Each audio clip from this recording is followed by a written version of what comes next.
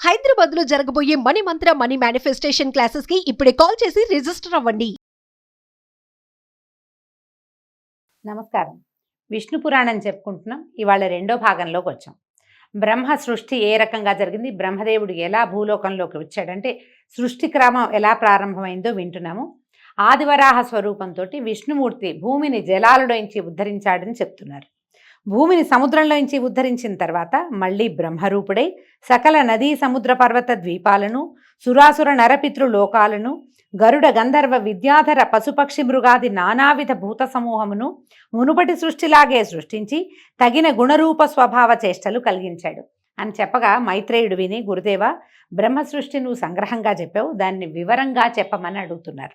అయితే ఇప్పుడు పరాశరులు చెప్తున్నారు, బ్రహ్మ ప్రజాపతి అయి 4 ముఖాలవాడు, రాజసగుణ ప్రభావుడు అయి సృష్టిని ధ్యానిస్తూ ఉండగా తమోమయము, తమో మోహము, మహామోహము, తమిష్టము, అంధతమిష్టము అని 5 జగాలకు ముఖ్యభూతములుగా ఆవిర్భవించాయి. 5 రకాల ప్రపంచాలు పుట్టేయట. అవి సక్రమమైన సృష్టికి సాధనాలు కాలేదు. అంతటా ఆత్మజ్ఞాన అజ్ఞానాలలో తామసమైన తిర్యజ్ఞానం, తిర్యక్రోశమైనటువంటి పశువులు, మృగాలు పుట్టేయట. మొదట మనం పుట్టలేదు. అజ్ఞానంతో కూడి ఉండి కేవలము ఏమంటారు, మన ఆహార నిద్ర భయం ఐదునాదులు కలిగి ఉన్న మాత్రమే, అవే అజ్ఞానంతో ఉండేవి. ఏం చేస్తాయో అవి మాత్రమే చేయటం, ఆలోచన లేనటువంటి పశువులు, మృగాలు పుట్టాయట. అప్పుడు సాత్విక గుణ ధ్యాన శక్తితోటి అమర సృష్టి కలిగింది. బాగా దేవతల్ని సృష్టించారట. తదుపరి రాజస తామస గుణ సంకేతమైన ధ్యాన సృష్టిగా మానవ సృష్టి జరిగింది. మానవులు రాజసిక తామసిక గుణ సంకలితంగా జన్మించారు. మొదట మృగాలు, జంతువులు పుట్టినాయి, ఆ తర్వాత ఆ దేవతలు పుట్టారు, ఆ తర్వాతే మానవులు జన్మించారు. ఆ పైన కమలభవని సకలావయవముల నుంచి, ఆయన శరీరంలోని అన్ని అవయవాల నుంచి దేవ అసుర మనుజ పితృముఖ సచరాచర భూత సృష్టి జరిగింది. అంటే ఇవన్నీ సంకల్పాలు జరిగినాయి ముందు, ఆ తర్వాత సంకల్పం జరిగిన తర్వాత ఆయన అన్ని అవయవాల నుంచి, ఒక్కొక్క అవయవం నుంచి ఒక్కొక్క సృష్టి చొప్పున జరిగి చరాచర భూత సృష్టి జరిగిపోయిందట. తర్వాత ఆయా జాతులు వారి వారి కర్మల కారణంగా పుట్టి హింసాహింసలు, కాఠిన్య మార్తబాలు, నిందానిందలు, ధర్మాధర్మాలు, సత్యాసత్యాలు, జ్ఞాన అజ్ఞానాలుగా కలిగి ఇంద్రియ వ్యాపారాలకు తగిలి నానా విధములైన రూపాలు, జాతి స్వభావ చేష్టాగుణాలు కలిగేటట్టుగా సృష్టించారు. ఇది విని మైత్రేయుడు సగమే అర్థమైంది ఆయనకి, మనకమల్లేని. ఆయన అడుగుతున్నాడు, సరే మానవులు ఏ ఏ జాతులుగా బ్రహ్మావయవాల నుంచి ఉద్భవించారో చెప్పండి అంటే ఆయన చెప్తున్నారు. బ్రహ్మ సాత్విక గుణ రూపంగా ముఖం నుంచి బ్రాహ్మణులు, రాజస గుణ రూపంగా భుజాల నుంచి క్షత్రియులు, రాజస తామస గుణ రూపాన ఊరువల నుంచి వైశ్యులు, తామస గుణ రూపాన పాదాల నుంచి శూద్రులు పుట్టారు. వీరిలో బ్రాహ్మణులకు వేదాధ్యయనము, క్షత్రియులకు భూపాలన, వైశ్యులకు వ్యాపారము లేదా కృషి, శూద్రులకు బ్రాహ్మణ భక్తి, కృషి, అన్ని రకాల విద్యలు వీళ్ళకి విహిత కర్మలుగా నిర్ణయించారు. కర్మలు, అన్ని రకాల కర్మలు, బలంతో చేయగలిగే పనులన్నీ మీకు 4వ జాతికి ఇచ్చారట. ఈ 4 కులాల వారు కూడా బ్రహ్మ అవయవాల నుంచి పుట్టినవారే కనుక యజ్ఞాలు చేయటానికి అర్హులే. అంటే ఆ కాలంలో అన్ని రకాల జాతుల వాళ్ళు యజ్ఞం చేసుకునే వాళ్ళట. యజ్ఞాల వల్ల దేవతలకు సంతృప్తి, సంతుష్టి కలుగుతాయి. ఆ దేవతల ఆనందమే ప్రజాభివృద్ధికి మూలం. కాబట్టి యజ్ఞాలు కళ్యాణకారకాలుగా గ్రహించాలి. అందుకనే మనకి కృతయుగం అంతా యజ్ఞాలే ఉండేవంటి, పూజలు కాదు, యజ్ఞమే ప్రతి వాళ్ళు కూడా చేసేవాళ్ళు. పాపకర్మల ఆలోచన లేక, దుర్జనుల పనులు విమర్శించక, ధర్మ మార్గం తప్పక, నింద వచ్చేటువంటి ఏ పనులు చేయక, ఇతరుల పొగడ్తలకు పొంగక ప్రవర్తించే నరులు సురలతో సమానులు. వీళ్ళు దేవతలతో సమానం. సరిగ్గా ఉండాలి ప్రవర్తన, నియమావళి అన్నమాట ఇది. ఇలా ప్రవర్తిస్తే మనం దేవతలతో సమానమైపోతామని. తాము చేసిన దానముల ఫలంగా మోక్షాన్ని మానవులు పొందుతారు. శ్రద్ధగా ఆచారాన్ని పాటిస్తూ ఎవరిని బాధించక, తాము ఎలాంటి బాధలు పొందక నిర్మల మనస్కులై విష్ణుభక్తి పరాయణులుగా జీవించేవారు బ్రహ్మ ప్రత్యేకించి సృష్టించిన వారిని గ్రహించండి. తామస గుణంతో లోభమోహాలకి లొంగి, పుణ్యక్రియల ఆలోచన లేక, రోగాలకు చిక్కి, పాపపుణ్యాలతో నలుగుతూ పామరులుగా ఉండేవారుగా బ్రహ్మ కొందరిని సృష్టిస్తాడట. కొందరు పుణ్యాత్ములు, కొందరు పాపకర్మలు, కొందరు పాలకులు, కొందరు సేవకులు, కొందరు మాననీయులు, కొందరు సంపన్నులు, ఇంకొందరు దరిద్రులు బ్రహ్మ సృష్టిలోనే ఉంటారు. భగవంతుడే బ్రహ్మే అట్లా రకరకాలుగా సృష్టిస్తాడు. వీళ్ళు తమ తమ కర్మల్ని అనుసరించి ఇప్పుడు ధనవంతుడు ధనహీనుడుగాను, ధనహీనుడు ధనవంతుడుగాను మారే అవకాశం ఉంది. ఆయనే పుట్టిస్తాడు పేదవాడిని. పేదవాడు గొప్పవాడు అవుతాడు, అయిన వాళ్ళని చాలామందిని చూస్తాం కదా. అట్లాగే పుణ్యాత్ములు పాపకర్మలు అవుతారు, పాపాత్ములు పుణ్యకర్మలు అయ్యే అవకాశం ఉంది. కార్తీక పురాణం దీన్ని ప్రతిపాదిస్తుంది. అడుగడుగునా మనం అట్లాగే చాలా కుకర్మలు చేసిన వాడు మళ్ళీ ఒక పూజ చేసి ఒక పౌర్ణమి నాడు దీపారాధన చేసి మళ్ళీ మోక్షాన్ని పొందాడని చూపిస్తారు. పరస్పరం ధనకాంక్షతో పోరాడే వారికి తగిన చతురంగ బలాలు, పురాలు, వాహనాలు బ్రహ్మ సృష్టి విశేషంగా తెలుసుకో. ఎప్పుడు యుద్ధాలు చేసే వాళ్ళకి వాళ్ళంత జనం ఉంటారు, వాళ్ళ దగ్గర జనం చేరుతూ ఉంటారనమాట. మానవుల జీవనానికి ధాన్యము, పప్పు దినుసులు, గో మహిషాలు, నివాసాలు, ఫలవృక్షాలు, తిలలు, పెసలు మొదలైన పదార్థాలు కూడా బ్రహ్మదేవుడు సృష్టించినవే. ఇలా సృష్టించిన పెంపులేని సృష్టి ఉండటం చూసి బ్రహ్మ ఏం చేశాడట, ఆయన మొదట సృష్టించిన గుంపే ఉన్నారు, మళ్ళీ ఏమి జరగటల్లా, ఎలా ఉన్నది అలాగే ఉంటుంది. ఈయన అది పెరగటం లేదని తనతో సమానులైన ప్రజాపతులను సృష్టించి లోకమును ప్రజా సమృద్ధితో చేయాలని సంకల్పించి నవబ్రహ్మలను మానసిక సృష్టిగా రూపొందించాడు. ఈ నవబ్రహ్మలు ఎవరు? భృగువు, పులస్త్యుడు, పులహువు, క్రతువు, అంగిరసుడు, మరీచి, దక్షుడు, అత్రి, వశిష్ఠుడు, వీళ్ళని నవబ్రహ్మలుగా చెప్తారు. తర్వాత వీళ్ళకి భార్యల్ని కూడా సృష్టించాడు. వీళ్ళకి వరుసగా చూడండి, ఖ్యాతి, భూతి, సంభూతి, క్షమ, ప్రీతి, సన్నపి, ఊర్జ, అనసూయ, అరుంధతి అనే కన్యకల్ని కూడా సృష్టించి ఈ నవబ్రహ్మలకి సక్రమంగా లైన్ ప్రకారం అన్నమాట. భృగువుకి ఖ్యాతి, పులస్త్యుడికి భూతి, అట్లా లైన్ ప్రకారము వీళ్ళకి కన్యలను సృష్టించి వివాహాలు చేశాడు. అలాగే సనకాది యోగులను మానస సృష్టిగా జన్మించాడు. సనక, సనందన, సనత్కుమార, సనత్ సుజాతులు బాలుర రూపంలో ఉండేటువంటి మునులుగా వీళ్ళని నలుగురిని సృష్టించి వీళ్ళని సృష్టి చేయమంటే వాళ్ళు ఒప్పుకోలేదట. సంసార విముఖులై బ్రహ్మ విద్యా పారంగతులై తపశ్చర్యకి జీవితాలు అంకితం చేసి ఆ మహాత్ములైపోయారు వాళ్ళు. తర్వాత పద్మాసుని కనుబొమ్మల నడుము నుంచి కామినీ సహితుడై మధ్యాహ్న భాస్కరుడిలాగా ఫాలాక్షుడైన రుద్రుడు ఉద్భవించాడు. ఆ అర్ధనారీశ్వరుడి వెంట మరో 10 మంది పుట్టారు. వాళ్ళే ఆ 10 మంది మొదట పుట్టిన రుద్రుడు కలిసి ఏకాదశ రుద్రుడు. తర్వాత బ్రహ్మ ఏం చేశాడట, ఒక పుత్రుణ్ణి, కుమారుణ్ణి సృష్టించుకున్నాడు. అతని పేరు స్వయంభువ మనువు. అయితే శక్తియుక్తులకు అతను తండ్రి లాంటివాడే, బ్రహ్మదేవుడు లాంటివాడే ఈ మనువు. ఇతను శతరూప అనే కాంతని పరిగ్రహించాడు. ఆ వధూవరులకు ప్రియవ్రతుడు, ఉత్తానపాదుడు అని 2 కొడుకులు కలిగారు. ప్రసూతి, ఆకూతి అనేటువంటి 2 కూతుళ్ళు కూడా కలిగారు. దక్షుడు ప్రసూతిని, రుచికుడు ఆకూతిని చేపట్టారు. వాళ్ళకి యజ్ఞుడనే కుమారుడు కలిగాడు.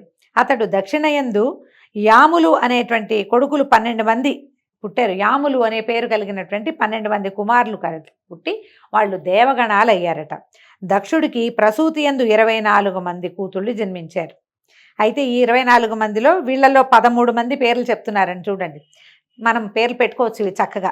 శ్రద్ధ, లక్ష్మి, ధృతి, తుష్టి, పుష్టి, మేధ, క్రియ, బుద్ధి, లజ్జ, వపువు, శాంతి, సిద్ధి, కీర్తి అనే 13 మందిని ధర్మువు అనేటువంటి దైవగణాల్లో ఒకడైన వాడికి ఇచ్చి వివాహం చేశారు.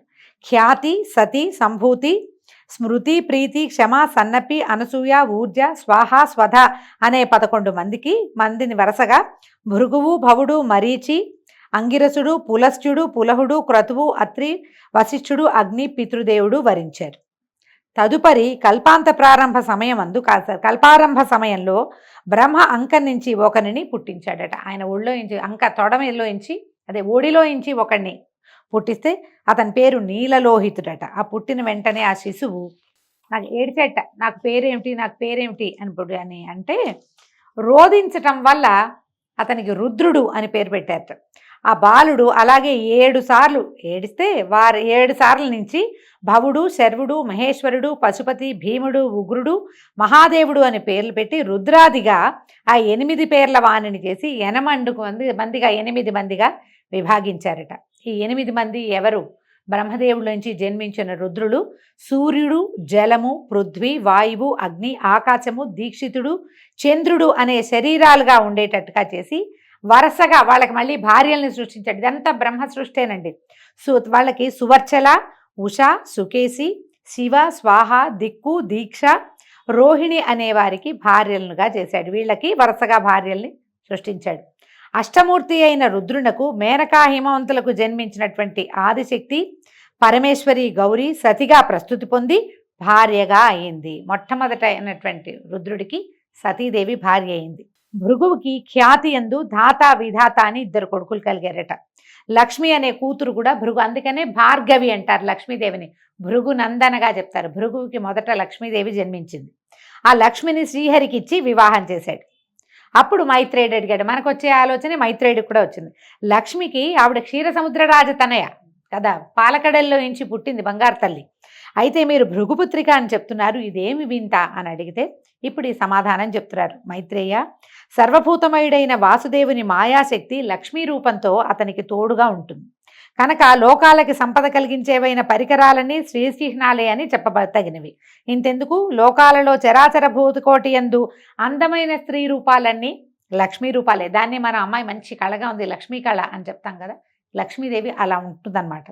పురుషాకారాలని, అందమైన పురుషాకారాలన్నీ హరిమయములనే గ్రహించు. పాలకడలిలో పుట్టిన రమాదేవి వాసుదేవుని దేవి అయి లోకంలో ప్రసిద్ధి పొందటం వేదవాక్కు. ఆ వృత్తాంతం మరీచి బ్రహ్మముఖత నేను విన్నది చెప్తానంటున్నాడు. ఇంకో వృత్తాంతంలోకి వెళ్ళింది.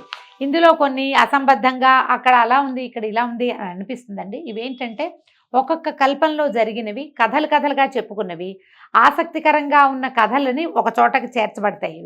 ఒక కల్పంలో ఈ కథ, ఇంకో కల్పంలో ఇంకో కథ, కొంచెం డిఫరెన్స్ తోటి కనిపిస్తుంది. అందుచేత కొంచెం ఎక్కడో ఒక కనెక్టివిటీ పోయిందని మనం భావిస్తాం, కానీ కనెక్షన్ ఉంది, అంత ఎక్కువగా లేదు అంతే. అత్రికి అనసూయందు శంకరాంశతో జన్మించిన వాడు దూర్వాసుడు. కోపానికి పురుష రూపం. కోపించాడంటే బ్రహ్మరుద్రాదుల్ని కూడా గడగడలాడించగలిగినటువంటి అపరరుద్రుడు. తాపసులలో మిన్నగా పేరుగన్నవాడు. ఒకప్పుడు భూమినంతను పరిభ్రమించి ఇంద్రలోకానికి వెళ్ళాడు. అప్పుడు ఒక విద్యాధరకాంత నందనవనంలో ఉన్న పారిజాతాల నుంచి పువ్వులు కోసి దండ అల్లి పట్టుకుని వస్తూ ఈ దూర్వాసును చూసి ఆయనకి సమర్పించిందట.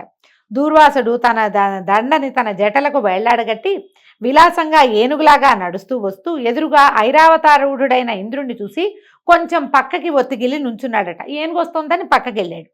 అయితే ఇంద్రుడి దగ్గరగా వచ్చేసరికి దూర్వాసుడు తన జడల్లో ఉన్న పూదండను చూసి ఇంద్రుడికి అందించి దీవించాడు. ఇంద్రుడు ఆ దండను అంకుశంతో అందుకుని అలక్ష్యంగా ఐరావతం యొక్క కుంభస్థలం మీద ఉంచాడు. ఆ పూదండ పరిమళానికి గండు తుమ్మెదలు రొద చేస్తూ దాని మీద వాలగా ఐరావతం బెదిరి ఆ పుష్పమాలికను తొండంతో కింద పడేసి కాళ్లతో తొక్కి రేకులు ఊడగొట్టి నలిపి విసిరేసింది. అటు ఇటు ఉన్నవారు ఇంద్రుడు కూడా ఏనుగు చేసిన పనికి చప్పట్లు చరుస్తూ పకపక నవ్వారు. ఇంద్రుడు ఈ దుర్వాసుడు ఆ వికారపు పనిని చూసి నిప్పులు రువ్వుతున్నటువంటి కళ్ళతోటి, ఔరా ఇంద్ర, అమరాధిపతిపని ఆదరించి మన్ననగా పూదండ ఇస్తే రాజ్యాధికార మతంతో ఇట్లా దుర్వినీతంగా ప్రవర్తిస్తావా? నీ సిరి సంపద సముద్రంలో కలియుగాక అని శపించి వేడి నిట్టూర్పులు విడుస్తూ వడివడిగా వెళ్ళిపోయాడు. వెంటనే ఇంద్రుడు పరిగెత్తుకుంటూ దిగేశాడు. ఏనుగు దిగి పరిగెత్తాడు. దూర్వాసునికి ఆ పాదాల మీద సాష్టాంగంగా నమస్కరించి చేతులు జోడించి నన్ను క్షమించమని బతిమలాడాడు. నా తెలివి తక్కువతనాన్ని క్షమించు, అనుగ్రహించు అని గద్గద కంఠంతో ప్రార్థిస్తే ఆయన నెయ్యి పోసిన అగ్నిలాగా, అగ్ని కాజ్యం పోసినట్టు అంటాం కదా, ఇంకా ఉడికెత్తిపోయేట. దురాత్మ, మర్యాదామన్నా లేక నన్ను అవమానించావు. ముజ్జగాల దొరతనం అంత మత్తెక్కించింది నీకు. అలా చేసిన అవమానం చాలక ఇంకా ఏదో మాట్లాడి నన్ను వల్ల వేసుకోవాలని చూస్తున్నావా? నోరు మూసుకుని పోతావా, లేదా నీ ఊరు పేరు పోయేలాగా శపిస్తానన్నాడు. ఆనాడు దొంగవేషం వేసి అహల్యను అవమానించి గౌతముని చేతి దయతలిచి బతికి వచ్చావు. నేను గౌతముణ్ణి కాను. నా కోపానికి అగ్ని కూడా బూడిదవ్వాల్సిందే. అత్రిమహాముని కొడుకుని తెలుసా నేను? పోపో, నువ్వు ఇంకా ఏమైనా అన్నావో నీ బతుకు నడివీధి మెతుకవుతుంది. భరించరాని అవమానం చేసావు, పోపో అని ఏ శాపావసానము చెప్పకుండా ఇలా చెయ్యి పోనీలే అని అనలా. ఆయన మన్నించడం అనేది అసలు ఆయన చరిత్రలోనే లేదనమాట. పరిగెత్తినట్టు వడివడిగా వెళ్ళిపోయాడట. చేసేది లేక ఇంద్రుడు వెనక్కి తిరిగొచ్చి కందిపోయిన మొహంతో దుఃఖంతో కుందుతూ ఐరావతం ఎక్కి ధారగా కన్నీళ్లు కార్చుకుంటూ భవనానికి వెళ్ళాడట. అమరావతి అంతా కలకలం వచ్చేసింది. ఏమిటా అని వాకిట్లో నుంచి బయటకు వచ్చి నుంచుంటే అప్సరసలు, కల్పవృక్షము, కామధేనువు, ఐరావతము, ధనరాశులు ఒకదాని వెంబడి ఒకటి పెనుగాలికి దొర్లిపోయినట్టుగా ఎక్కడికో దొర్లి వెళ్ళిపోయినాయి. ఇంద్రజాలంలాగా అమరావతి మొత్తం సర్వం సహా శూన్యమైపోయిందట. దూర్వాసుడు పెట్టిన శాపం ముల్లోకాల ప్రభువుకి తగిన ముజ్జగాలకి ఆవరించేసింది. మొత్తం ఈయనకొక్కడికే కాదు, మొత్తం అంతా పోయింది. ధరలో దాన ధర్మాలు తెరచాటయ్యాయి. అనావృష్టి, సస్యనాశనం, ధనధాన్యాల తరుగుదల, యజ్ఞాలు అసలు పేరుకి అవన్నీ పోయినాయి. యజ్ఞాలు అసలు లేని లేవు. దేవతలకి ఉపవాసమేనట. ఎందుకంటే ఏదైనా యజ్ఞం జరిగితేనే దేవతలకి భోజనం. ఇలాంటి దౌర్భాగ్యం పట్టింది, ఏమైపోతుందో ఏం చేయాలో తెలియక వీళ్ళంతా దుఃఖంలో ఉంటే ఇదే సమయం అని విప్రజిత్తు మొదలైన దానవులు అమరావతి మీదకి దండెత్తారు. చాటుమాటుగా అక్కడ ఇక్కడ ఇరుక్కుపోయి కదలకుండా ఉన్న సంపదని కొల్లగొట్టి ఈ ఇంద్రుడిని ఎదిరించారు. సర్వసన్యాసం చుట్టుకున్న ఇంద్రుడు వారిని ఎదిరించలేక పారిపోయి బ్రహ్మను దర్శించి దూర్వాసన శాపం వల్ల ముల్లోకాలకి తనకి పట్టిన దౌర్భాగ్య దశని రోధిస్తూ చెప్పుకున్నాడట. ఈయనేమన్నాడు బ్రహ్మదేవుడు, దూర్వాసుడు సామాన్యుడు కాదు, సిరి సంపదలు నీకు పోయినా నువ్వు ప్రాణాలతో బతుకున్నావు, అంత సంతోషించు. ఇక అతని పేరు చెప్తే నా గుండె కూడా గడగడలాడుతోంది. అయితే నిన్ను ఈ సమస్యల నుంచి నిన్ను కాపాడగలిగిన వాడు ఎవరంటే ఒకే ఒక లక్ష్మీరమణుడు మాత్రమే, సర్వశక్తి సంపన్నుడు. ఆ స్వామిని ప్రార్థిద్దాం పదా అని అగ్ని మొదలైనటువంటి దిక్పాలకుల్ని, బృహస్పతి మొదలైన మునులని దగ్గర పెట్టుకుని పాలకడలిలోకి వెళ్ళాడట. అందరూ శ్వేత ద్వీపం చేరారు. ఆ ద్వీపం నడుమునున్న వైకుంఠము, దానిలో లక్ష్మీ మండపంపై సనకాదుల దివ్య ప్రసంగాలు వింటూ ఉన్నటువంటి కోటి కందర్పమూర్తిని, పుండరీకాక్షుణ్ణి, దివ్యాలంకార శోభితుణ్ణి, పీతాంబరుణ్ణి, లక్ష్మీ మనోహరుణ్ణి దర్శించి ఆనంద పరవశులయ్యారు. వీళ్ళ దగ్గర ఉన్న సంపద అంతా పోయింది, కానీ సాక్షాత్తు లక్ష్మీరమణుడైన విష్ణుమూర్తి మాత్రం ప్రశాంత చిత్తంతో ఉన్నాడు. శ్వేతకల్పం అంతా వైభవోపేతంగానే ఉంది. అప్పుడు ఈయన అడిగాడు, దేవేంద్ర ఏం వార్త, ఇంత చిన్నబోయినట్టుగా ఉన్నావు, నీ కళ తగ్గిపోయింది, బ్రాహ్మణ క్షోభ ఏదో నీకు తగిలినట్టు తోస్తోంది అని అంటే, అప్పుడు ఈ దూర్వాసుడు శపించడము, ఇంద్రరాజ సంపద అంతా నాశనం అవటాన్ని, ఇది ఎలా తప్పుతుంది, ఈ దౌర్భాగ్యం నుంచి తప్పించుకోవటం ఎట్లా చెప్పమంటే, అప్పుడు ఏం చెప్పాడంటే, వాసవ విచారించకు, నేను చెప్పేది వినమన్నాడు. దిక్పాలకులతో వెళ్ళు, రాక్షసులతో కపటపు సంధి చేసుకుని వాళ్ళు మీరు పాల సముద్రంలో ఓషధి లతలు వేసి మందరగిరి కవ్వంగా వాసుకి తాడుగా ఆ సముద్ర మథనాన్ని చేయండి. నా సహాయం సమయానుకూలంగా ఉంటుంది. అమృతంతో సహా మహిత వస్తువులు, ముల్లోకాల వైభవానికి కారణాలైనవన్నీ మళ్ళీ వస్తాయి. అమృతపానం అవుతుంది. ఆ పోయిన సంపదంతా మీ వశమవుతుంది. రాక్షసులకు చెందేది శ్రమ మాత్రమే. నువ్వు యథాపూర్వకంగా నువ్వు ముల్లోకాలకి అధిపతి అవుతావు, వెళ్ళు అని ధైర్యం చెప్పి పంపించాడు. అందరూ ఆనందంగా వెనుతిరిగి వచ్చారు. చమత్కారంగా మాట్లాడి ధనుజులతోటి సంధి చేసుకున్నారు. మందరగిరిని పెళ్లగించి తెచ్చారు. వాసుకుని కవ్వపు తాడుగా చుట్టి పాలకడలిలో వేశారు. ఓషధి లతలు చుట్టూతా ఉంచారు. అడుగున ఆధారం లేక ఈ మందరగిరి లోపలికి వెళ్ళిపోయిందట. వెళ్ళిపోతే ఇంద్రుడు మనసా పుండరీకాక్షుని ధ్యానించి ప్రార్థించగా పద్మాక్షుడు వచ్చి 1,00,000 యోజన విశాలమైన కూర్మరూపం ధరించి జలధిలో ప్రవేశించి మందరగిరిని పైకెత్తి తన వెన్ను మీద ధరించాడు. తర్వాత అది అక్కడ ఉండగానే నిజరూపం వచ్చి నిజరూపంలో పైకొచ్చి దేవదానవులను చూసి తరమండి, బాగా చిలకండి అని ప్రోత్సహించాడు. దేవతలు వాసుకి తోకను, దానవులు తలను పట్టుకుని మందరగిరిని తిప్పడం ప్రారంభించారు. వాసుకి శ్రమాధిక్యం వల్ల విడిచే నిట్టూర్పులతోటి విషజ్వాలలు వచ్చి దానవులని బాధించేవి. వాళ్ళు ఆ బాధకి చిక్కి అలాగే తిప్పుతుంటే దేవతలు ఎలాంటి శ్రమ ఎరక్కుండా తిప్పారు హాయిగా. అలాగా తరమగా బాగా చిలగ్గా సముద్రం నుంచి కల్పవృక్ష కామధేనువులు, చింతామణి, రంభాది అప్సరసలు, ఐరావతము, ఉచ్చైశ్రవము వెలికిరాగా శ్రీపతి ఆ సమూహం మొత్తాన్ని ఇంద్రుడికి అప్పచెప్పాడు. వచ్చిన వాటన్నిటిని ఇంద్రుడికి అప్పచెప్పేశారు. నవనిధులు పుట్టగా కుబేరుడికి ఇచ్చారు. చంద్రకళ బయటకు వచ్చింది. ఆ చంద్రుడినేమో శివుడికి శిరోభూషణంగా ఇచ్చారు. ఒక కళ్ళు కొండ వచ్చిందట. దాన్ని దానవులు కైవసం చేసుకున్నారు. మనం సాధారణంగా వినలేదండి, ఇది కొంచెం ప్రత్యేకంగా కనపడుతుంది. భరించరాని విషం వస్తే దాన్ని సర్పాలు తీసుకునేవి. ఆ తర్వాత అమృత కలశం పట్టుకుని దివ్యాంబర ఆభరణధరుడైనటువంటి ధన్వంతరి బయటికి వచ్చి కనుసైగ చేత విష్ణువు సైగ చేసేసరికి తీరంలో ఉన్న ఒక చెట్టు కింద నుంచున్నాడట వెళ్ళి. తర్వాత పద్మపాణి, లోకజనని, విద్వాంసుల ఉపాస్య దేవత, త్రైలోక్య సుందరి, దయారాశి అయినటువంటి లక్ష్మీదేవి పాలకడలి తరంగాల మీద నుంచి అల్లనల్లన నడిచి తీరానికి వచ్చింది. మునులు శ్రీదేవిని శ్రీసూక్తంతో స్తుతించారు. విశ్వావసువు మొదలైన సుగంధర్వులు శుభగీతాలు పాడారు. ఘృతాచి మొదలైన అచ్చరలు ముచ్చటగా నాట్యమాడారు. ఐరావతాది దిగ్గజాలు సువర్ణ కలశాలలో గంగాజలం తెచ్చి అభిషేకించాయి. సముద్రపతి ఎన్నడూ వాడని పద్మమాలికలు ఇచ్చాడు. విశ్వకర్మ దివ్యరత్న అలంకారాలు సమర్పించాడు. బ్రహ్మరుద్రాది దేవతలు దివ్యమాల్య అంబరాలతో, మాల్యాంబరాలు అంటే మాలలు, వస్త్రాలు కూడా చందనము తీసుకొచ్చి అలంకరించారు అమ్మని. ఇలాగా మహావిభవాభిరామ అయిన ఆ దేవదేవిని దేవదేవుడు పరిగ్రహించి వక్షస్థల నివాసినిగా చేసుకున్నాడు. ఆమెను ఎత్తి తన హృదయంలో ప్రతిష్ఠ చేసుకున్నాడు. మొదట ఆవిడ బయటకు వచ్చినప్పుడే అమ్మ నిత్యానపాయని అయి ఆయన వక్షస్థలాన్ని ఆశ్రయించి ఉన్నదట. తర్వాత ముల్లోకాలు సకల సంపద్వృద్ధిని పొంది కళకళలాడాయి. శ్రీహరి తనకు శత్రువులైన దానవులకు తృణమైనా చేరనీయక జలధిలో సంభవించిందంతా తన అనుచరులైనటువంటి దేవతలకే సంక్రమింపచేశాడు.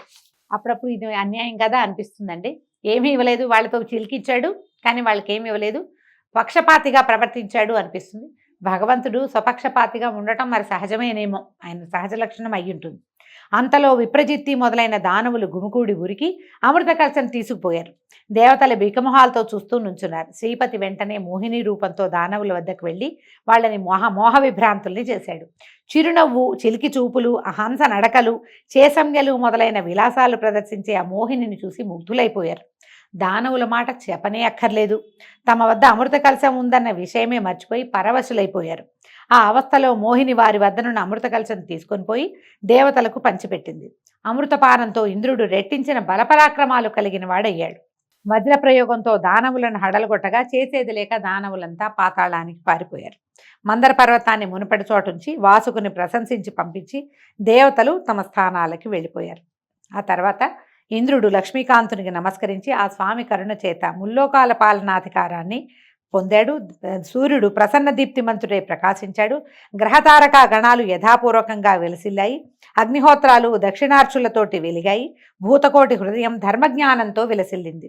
భూమండలము అనావృష్టి దోషము, తర్వాత రాచ దురుసుతనము పోయి సస్య సమృద్ధితోటి ప్రజాభివృద్ధితోటి రాణించింది. అంటే ఈ సముద్రం చిలకటం వల్ల కేవలం దేవతలకి దానవులకే కాదు సమస్త ప్రపంచానికి కూడా ఈ లక్ష్మీ సమృద్ధి కలిగిందని చెప్తున్నారు. సకల లోకాలు సంపత్కరాలయ్యాయి. ఈ విధంగా లక్ష్మీ విలాసం వల్ల లోకాలన్నీ నిండుకుండలయ్యాయి. ఇంద్రుడు శ్రీకాంతుని అనుమతితో అమరసమేతుడై అమరావతికి వెళ్ళి సమధిక కళతో ధర్మ మార్గాన ప్రవర్తిస్తూ ఉన్నాడు. నిత్యము తనని ఉపాసిస్తున్న ఇంద్రునకు మహాలక్ష్మి ప్రత్యక్షం కాగా సాష్టాంగ నమస్కారం చేసి చేతులు ముగిచి ఇంద్రుడు ప్రస్తుతించాడు అమ్మవారిని. అయితే ఏమిటి, ఇదే మనం ఇంద్రస్తుతము, మనం నమోస్తు మహామాయే శ్రీపీఠేశ్వర పూజితే అని ఒక స్తోత్రం చదువుకుంటాం. ఇంద్రకృత మహాలక్ష్మి అష్టకం అది ఈ సమయంలో పుట్టిందనమాట. అందుకని మహాలక్ష్మి అష్టకం చేసుకున్న వాళ్ళకి లక్ష్మీ కటాక్షం సుప్రసన్నంగా ఉంటుందని చెప్తారు. మనం లక్ష్మీ అష్టోత్తరం చదువుకుంటాం కదా, అలాగే ఈ అష్టకాన్ని కూడా చదువుకుని కృతార్థులు కండి అని చెప్తున్నారనమాట. అయితే నువ్వు చాలా గొప్పదానివమ్మ, మమ్మల్ని రక్షించు, కాపాడు అని చెప్తే ఇప్పుడు ఈయన ఏమన్నా అడిగాడో చూడండి. ఇతను ఇంద్రుడు ప్రార్థించిన ప్రార్థనకి అమ్మ లక్ష్మీదేవి ఎలాంటి ఇవి ఇచ్చిందో చూడండి. ఇంద్రుడు అడుగుతున్నాడు, నేను నేర్చిన విద్యలందు, శరచాప ఖడ్గాది సాధనములయందు, చతురంగ బలములయందు, గోమహిషాదులయందు, అవి గల ప్రదేశములందు, మణికనక వజ్రాలంకారాలయందు, పరిమళ ద్రవ్యములయందు, నా పుత్రమిత్ర కళత్ర బంధువులయందు, శక్తి గుణ ఇంద్రియములందు, రాష్ట్రాలలో, దుర్గాలలో, రాజధానులలో, క్రీడావిహార ప్రదేశాలలో, నా శరీరమునందు కూడా నీవు దయగా ఉండు నాతోటి అని నా కోరుకున్నాడట.